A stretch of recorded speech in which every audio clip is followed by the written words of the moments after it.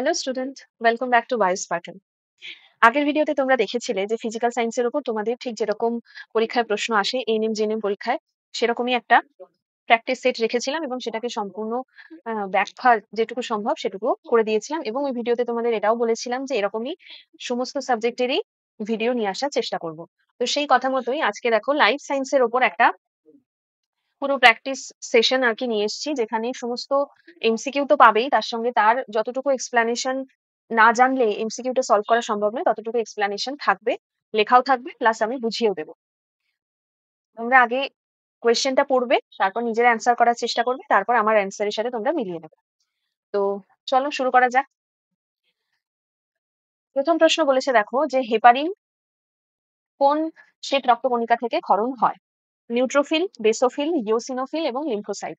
দেখো কোন শ্বেত রক্তকণিকা যেহেতু বলেই দিয়েছে, তো সেহেতু আমরা আর ধরেই নিতে পারি এখানে শ্বেত রক্তকণিকার যতগুলো অপশন ভাগ রয়েছে সেইখানের মধ্যেই আমরা অপশনে পাবো।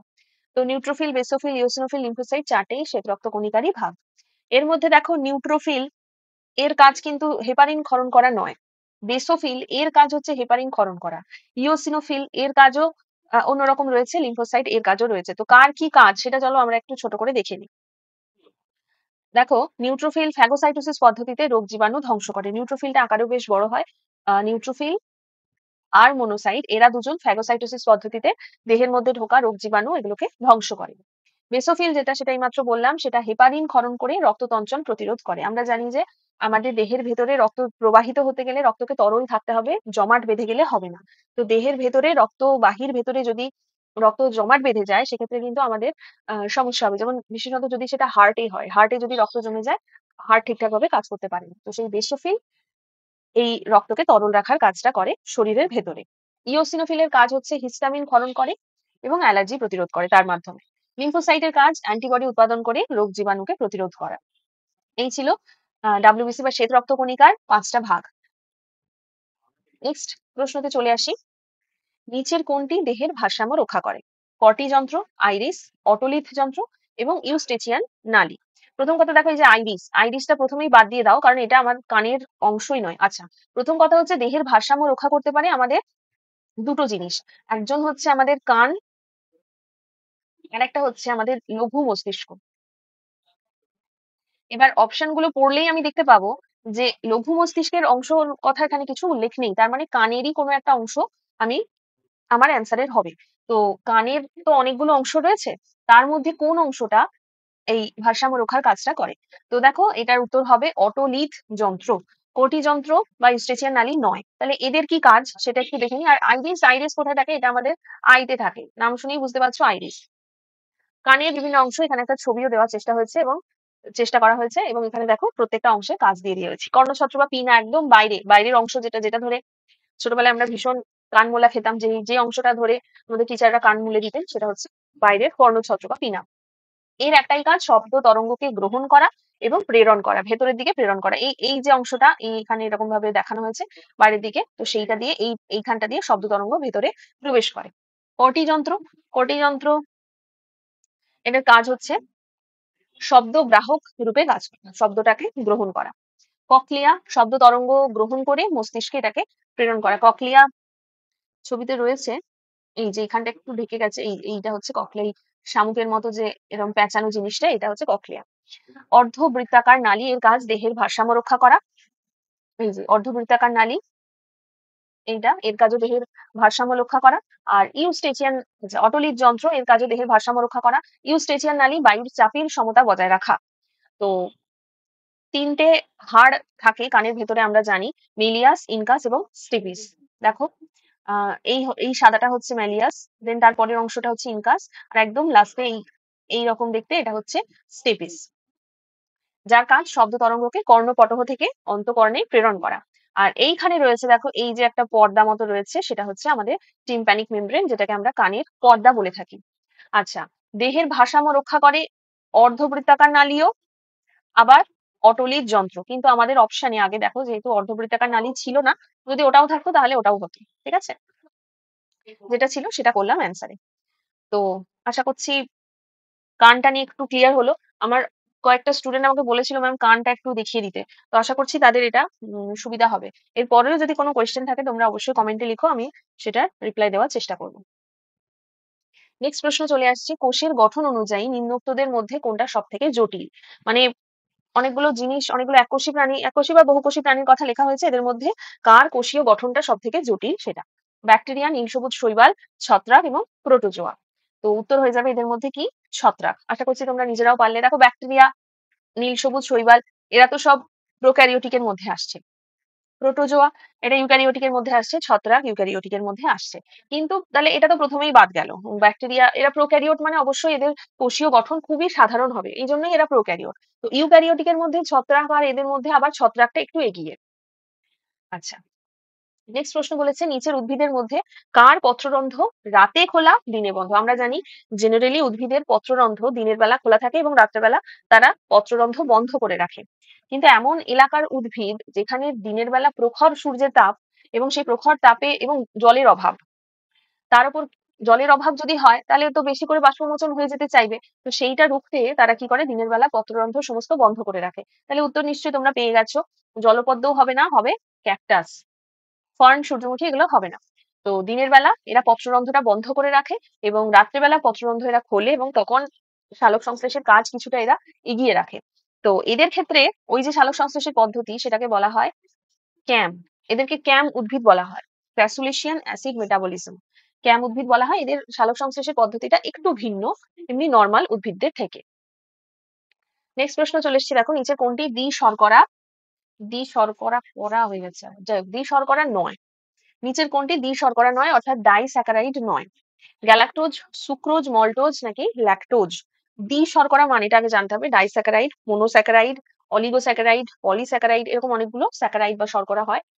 তার মানে হচ্ছে যদি একটি মাত্র সব থেকে সিম্পল সরল যে শর্করা সেটা হচ্ছে মনোস্যাকারাইড। দুটি শর্করা নিয়ে গঠিত যে শর্করা তাকে আমরা বলছি ডাইস্যাকারাইড। দুয়ের অধিক নিয়ে যে গঠিত সেগুলোকে আমরা বলছি সেগুলোর আরো যত জুড়তে জুড়তে যাবে স্যাকারাইড সেগুলোর নাম হবে অলিগো, পলি, এরকম করে নাম হতে হবে। তো এখানে গ্যালাক্টোজ, সুক্রোজ, মল্টোজ এবং ল্যাকটোজের মধ্যে গ্যালাক্টোজ হচ্ছে আহ দ্বি শর্করা নয়, মানে কি মনো শর্করা বা শুধু শর্করা বলতে পারি, মনো শর্করা বা শুধু শর্করা। আর বাদ বাকি সবগুলো হচ্ছে দ্বি শর্করা। তো কি কি নিয়ে তৈরি আমরা একটু দেখে নিই। দেখো এখানে আমি একটা চার্ট দিয়েছি। মনোস্যাকারাইড বা শুধু শর্করার উদাহরণ গ্লুকোজ হয়ে যাবে সব থেকে সিম্পল ফর্ম, ফ্রুক্টোজ হবে সব থেকে সিম্পল ফর্ম, গ্যালাক্টোজও হবে। তো এখানে অপশনে গ্যালাক্টোজটাই ছিল। তো ডাইস্যাকারাইডের মধ্যে ওখানে তিনটে নাম পেয়েছিলাম, সেখানে পেয়েছিলাম ম্যালটোজ। এটা কি কি নিয়ে তৈরি?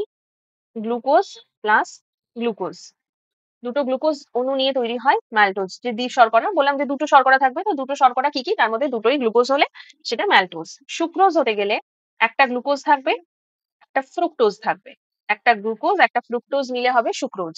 আর ল্যাকটোজ হতে গেলে একটা গ্লুকোজ থাকবে এবং একটা গ্যালাক্টোজ থাকবে। গ্লুকোজ এবং গ্যালাক্টোজ মিলে তৈরি হবে ল্যাকটোজ। এগুলো অনেক সময় পরীক্ষায় জিজ্ঞেস করতেও পারে, সেই জন্য বলে দিলাম। নিউরনের নিজেল দানা প্রকৃতপক্ষে কোন কোষ অঙ্গাণু? সেন্ট্রোজোম, এন্ডোপ্লাজমিক রেটিকুলাম, লাইসোজোম নাকি রাইবোজোম? আশা করছি প্রত্যেকে বলে ফেলেছো। তবুও কিছু প্রশ্ন, কিছু স্টুডেন্ট দেখেছিলাম এই প্রশ্নটা ভুল করেছিল, সেই জন্য আরেকবার এই কোশ্চেনটা আমি দিয়েছি। এটা অনেকেই নিজেল দানাকে রাইবোজোমের সাথে গোলায়, রাইবোজোম আলাদা করে থাকে। নিজেল দানা অ্যাকচুয়ালি হচ্ছে এন্ডোপ্লাজমিক রেটিকুলামের অংশ। নিজেল দানা মানেই বলতে পারি আমরা এন্ডোপ্লাজমিক রেটিকুলাম। এখানে একটা ছবি দেওয়া হয়েছে, দেখো কতটা বোঝা যাচ্ছে আমি জানি না। তো এখানে একটা পুরো আমরা নিউরনের ছবি দিয়েছি। নিউরনের এই এই পোর্শনটাকে আমরা বলে থাকি সেল বডি, যেখানে লেখা রয়েছে দেখো সেল বডি। এবং এখান থেকে লম্বা যে অংশটা, সব থেকে বড় লম্বা যে অংশটা বেরিয়েছে সেটা হচ্ছে অ্যাক্সন। এবং কোষ বডি মানে সেল বডি থেকে যে ছোট ছোট গাছের ডালের মতো অংশগুলো বেরিয়েছে সেটা হচ্ছে ডেনড্রাইটস। তো কোষ দেহর ভেতরে এখানে সবকিছু থাকে, একটা নর্মাল কোষে যেরকম যেরকম যা কিছু থাকে সবকিছু থাকে। শুধু থাকে না, যেটা থাকেও বাট নিষ্ক্রিয় অবস্থায় থাকে যেটা, সেটা আমরা নিশ্চয়ই, তোমরা নিশ্চয়ই সবাই জানো, নিষ্ক্রিয় থাকে একমাত্র সেন্ট্রোজোম। এই সেন্ট্রোজোম নিষ্ক্রিয় বলেই নিউরন আর সেল ডিভিশন করে না। সেলটা লম্বায় বৃদ্ধি পায় কিন্তু ডিভিশনটা করতে পারে না। এখানে দেখো রাইবোজোম আলাদা করে মার্কিং করা রয়েছে এবং তার পাশে রয়েছে রাফ এন্ডোপ্লাজমিক রেটিকুলাম। তো যেহেতু রাইবোজোম রয়েছে, এন্ডোপ্লাজমিক রেটিকুলাম কথা উল্লেখ রয়েছে, তাই জন্য আর তুমি নিজেল বডির আর নিজেল গ্র্যানুলস বা নিজেল বডির আর কোনো তুমি আলাদা করে মেনশন পাবে না, কিন্তু এইখানে পাবে। দেখো নিউট্রাল সাবস্টেন্স রয়েছে, তো এটা একটা বড় করে দেখানো রয়েছে। তো সবকিছুই থাকবে এর মধ্যে, ঠিক আছে? সবকিছু যে একটা সেলের মধ্যে যা যা থাকে সবকিছুই থাকবে, ইভেন সেন্ট্রোজোমটাও থাকবে, কিন্তু সেটা নিষ্ক্রিয় অবস্থায়। নেক্সট প্রশ্ন বলেছে WWF এর সাংকেতিক প্রতীক কি, মানে লোগোটাতে কিসের ছবি থাকে? এটার তো একটা লোগো আছে, তা এটা লোগো হচ্ছে WWF এর ফুল ফর্ম কি? World wide fund for nature. তো এর যে লোগো সেটাতে জায়ান্ট পান্ডার ছবি থাকে। ছবিটা একটু দেখে নিই। এই যে এরকম একটা পান্ডার ছবি থাকে। পান্ডা, এই যে পান্ডার থেকে এই ছবিটা মানে এইটার কথা ভাবা হয়েছে, সেই পান্ডাটার নাম ছিল চিচি বোধহয়, CHI এরকম কিছু একটা নাম ছিল, সেখান থেকে ওই পান্ডা ভাবা হয়েছে আর কি। WWF এর ফুল ফর্মটা একটা দিয়ে দিয়েছি, world wide fund for nature. এর হেডকোয়ার্টার সুইজারল্যান্ডে অবস্থিত, এবং যদি বলে ইন্ডিয়াতে এর কোথায় হেডকোয়ার্টার রয়েছে, তাহলে হবে নিউ দিল্লি।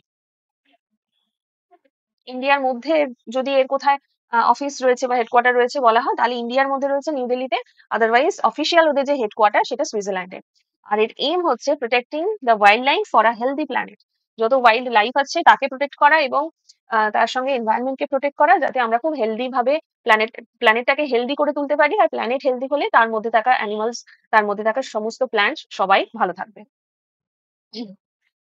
নেক্সট কোয়েশ্চেন দেখো, বলেছে সুষম খাদ্যে কার্বোহাইড্রেট, ফ্যাট এবং প্রোটিনের অনুপাত কত?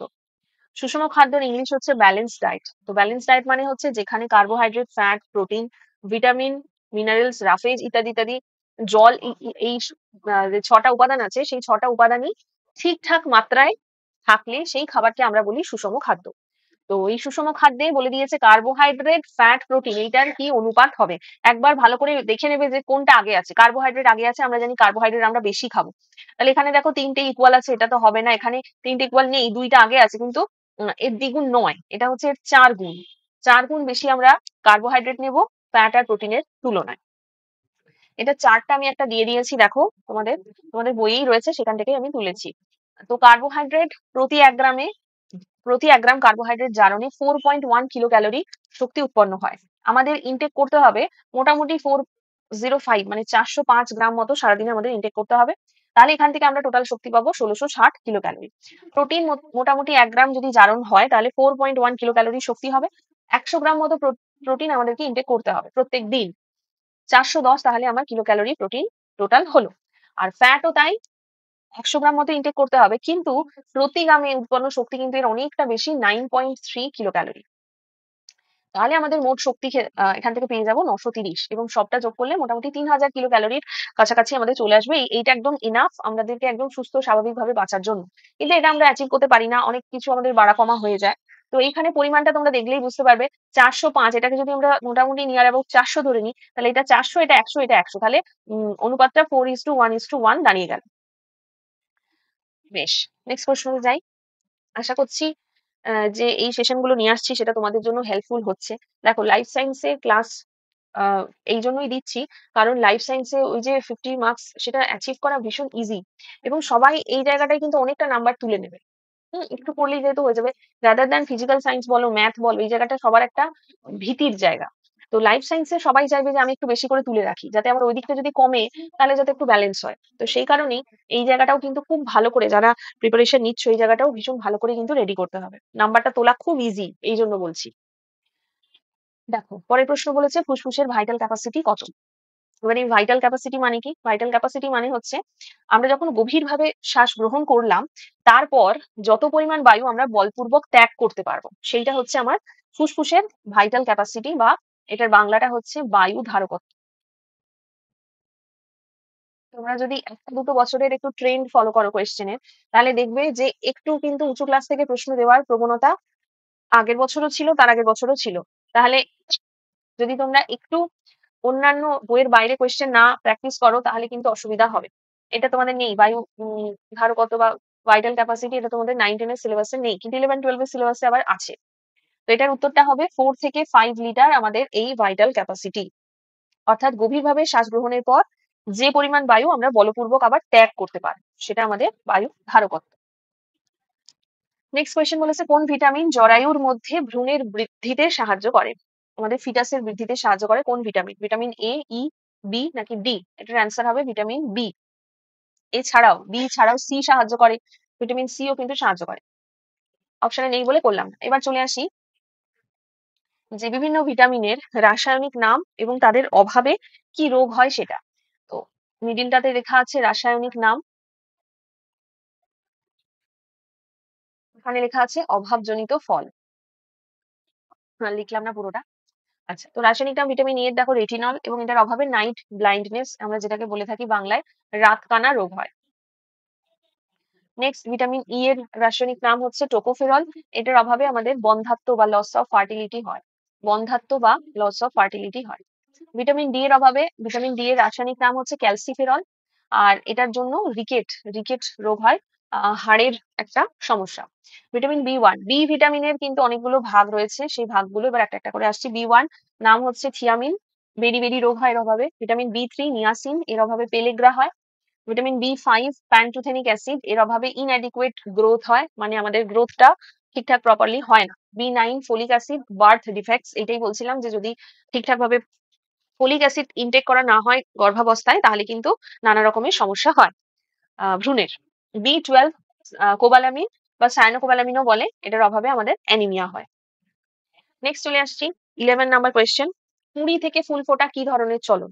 কুঁড়ি থেকে ফুল ফুটছে, এটা একটা ন্যাচারালি, কুঁড়ি থেকে যদি ফুল হয় তাহলে সেটা নিশ্চয়ই গাছের একটা হরমোনের প্রভাবে হচ্ছে, হরমোনের প্রভাবে হচ্ছে, আর হরমোনের প্রভাব কেমিক্যাল প্রোটিন ইত্যাদির প্রভাব থাকা মানেই সেটা হয়ে যায় ন্যাস্টিক চলন।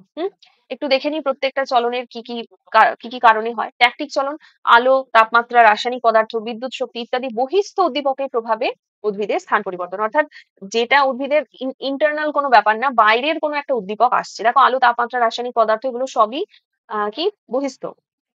ট্যাকটিক চলন, উদ্দীপকের উৎসের দিক বা গতিপথের দিকে উদ্ভিদের অঙ্গের চলন, উদ্ভিদের উৎস যেদিকে থাকছে, যেমন সূর্যের আলো যেদিকে থাকছে সেদিকে চলে যাওয়া, জলের দিকে উদ্ভিদের গমন, বা মাটির ভেতরে রুট যেটা সেটা অভিকর্ষের দিকে যাচ্ছে, সেই যে চলন সেটা হয়ে যাবে ট্রপিক চলন। আর ন্যাস্টিক চলন যেটা এই মাত্র বললাম, উদ্দীপকের তীব্রতার উপর নির্ভর করে উদ্ভিদ অঙ্গের চলন। এখানে কিন্তু সব রকমই আসছে, এর মধ্যে হরমোনের প্রভাবও আসছে, তীব্রতার মধ্যে আলো আসছে, তাপ আসছে, সবই থাকবে, উষ্ণতা আসে। ন্যাস্টিক চলনের আরো উদাহরণ হয়ে যাবে আহ লজ্জাবতী পাতা, তারপরে বিভিন্ন ওই ইনসেক্টিভোরাস যে প্ল্যান্ট গুলো, অর্থাৎ ভেনাস ফ্লাইট্র্যাপ, তারপরে সানডিউ, এগুলোর এক্সাম্পল এই ন্যাস্টিক চলনের মধ্যে চলে আসে। নেক্সট নেক্সট বলেছে দেখো একটি, এখানে একটা অঙ্ক আছে, তো ভিডিওটা পজ করে আগে নিজেরা একবার চেষ্টা করো, দেন দেখে নিও। হোমোজাইগাস লম্বা গাছ, তার সঙ্গে একটা হেটেরোজাইগাস গাছের ক্রস করানো হয়েছে। হেটেরোজাইগাসও কি লম্বা, হেটেরোজাইগাস অবশ্যই কি লম্বা, মেনশন আগেই করে দেওয়া আছে তাই বলা নেই। ক্রস করানো হয়েছে F1 প্রজন্মে কি হবে? হোমোজাইগাস লম্বা মানে বড় হাতের টি, বড় হাতের টি হোমোজাইগাস, আর হেটেরোজাইগাস লম্বা মানে বড় হাতের টি, ছোট হাতের টি হবে। এদের যদি ক্রস করানো হয় তাহলে F1 জেনারেশনে কি তৈরি হবে? F1 জেনারেশনে দেখো এই বড় হাতের টি আর এই বড় হাতের টি মিলে একটা বড় হাতের টি, বড় হাতের টি হবে, এই বড় হাতের টি আর এই ছোট হাতের টি মিলে একটা বড় হাতের টি, ছোট হাতের টি, এইটা হবে। এটা কি হবে? এটা লম্বা হবে, জেনারেলি হোমোজাইগাস লম্বা হবে, এটা হেটেরোজাইগাস লম্বা হবে, কিন্তু লম্বাই হবে। তো যেহেতু আমার হোমো হেটেরোর কোনো মেনশন নেই এবং আমি দেখতে পাচ্ছি এটাও লম্বা এটাও লম্বা, মোট দুটো গাছ হবে, দুটো গাছের দুটোই লম্বা, তার মানে অবশ্যই কি 100% লম্বা। ঠিক আছে, 100% বেটে তো অপশন আসছেই না, 50 লম্বা 50 বেটেও নয়, তো বাকি অপশন আর দেখার দরকারই নেই, 100% লম্বা। নেক্সট প্রশ্নে চলে এসেছি। যদি মনে হচ্ছে ভিডিওটা তোমাদের জন্য একটুও কোনো উপকারী, মানে একটু উপকারে লাগলো, বা ভবিষ্যতে এই এরকম ভিডিও তোমার উপকারে আসতে পারে, তাহলে অবশ্যই চ্যানেলটা সাবস্ক্রাইব করে রেখো আর বন্ধুদের সাথে একটু শেয়ার করে দিও। নেক্সট প্রশ্ন, স্পিনোডার্মা রোগ সৃষ্টি হয় কোন হরমোনের প্রভাবে? আশা করি এটা প্রত্যেকে বলতে পারবে, ভিটামিন এর অভাবে। যেহেতু এই ভিটামিন এইগুলোর অভাবে কি হয় আমি লিখে দিয়েছি, সেই জন্য আর এখানে ডিটেলস করে কিছু লিখলাম না। নেক্সট প্রশ্নে চলে আসছি, মানুষের দীর্ঘতম স্নায়ু কোনটি? সব থেকে লংগেস্ট যতগুলো স্নায়ু আছে তার মধ্যে কোনটি হচ্ছে সব থেকে লংগেস্ট? দেখো অলফ্যাক্টরি নার্ভ, অলফ্যাক্টরি মানে এটা আমার কি, এটা আমার ঘ্রাণ বা স্মেলিং এর সাথে রিলেটেড, এবং ঘ্রাণ আমাদের কোনখানে হবে? আমাদের নোজ হবে, এবং নোজ থেকে এটাকে নিয়ে যেতে হবে কোনখানে? নিয়ে যেতে হবে আমার ব্রেনে যাবে, ব্রেন অব্দি বিস্তৃত, তাহলে খুবই কম ডিস্টেন্স, বুঝতেই পারছো। অপটিক, অপটিক মানেও কি চোখ, এটা আমার দর্শনের সাথে রিলেটেড, দর্শনের সাথে রিলেটেড মানে হচ্ছে কোথায় থাকবে? চোখে থাকবে, এবং সেখান থেকে সিএনএস অব্দি যাবে, তো এটাও খুবই ছোট হবে, এই স্নায়ুগুলো খুব একটা বড় হবে না। বড় হবে যেটা সেটা হচ্ছে সায়াটিক নার্ভ। একটু দেখে নিই সায়াটিক নার্ভটা, ঠিক আমাদের এই যে কোমরের এইখান থেকে, এই অংশগুলো থেকে, এই লাম্বার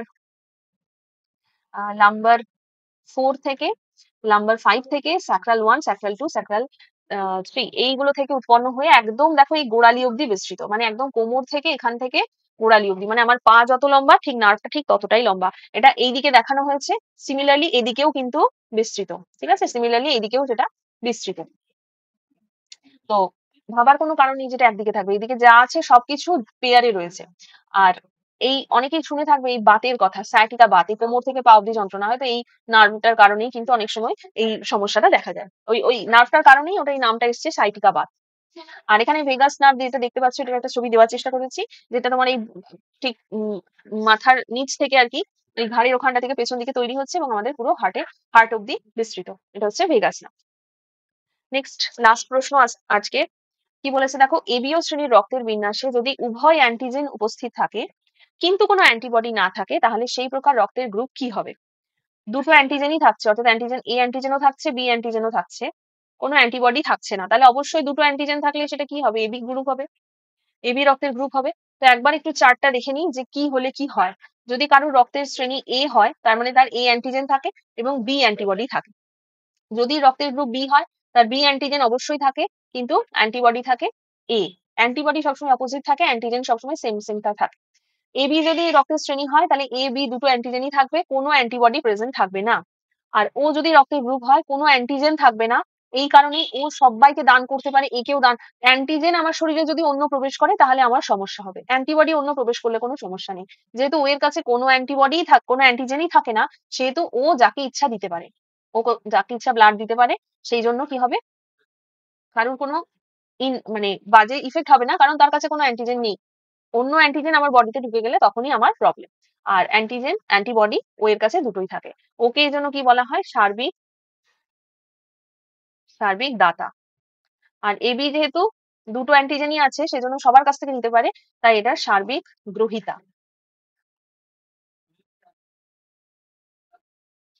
এখান থেকে কিন্তু প্রশ্ন একটা আসে যে কে কাকে দিতে পারবে না দিতে পারবে, এরকম একটা প্রশ্ন কিন্তু আসে। তো ভবিষ্যতে আমি যদি প্রশ্নটা পাই তোমাদের অবশ্যই করিয়ে দেবো। তো এখানেই 15টা প্রশ্নই ছিল। ভিডিওটা জানি না কত বড় হলো।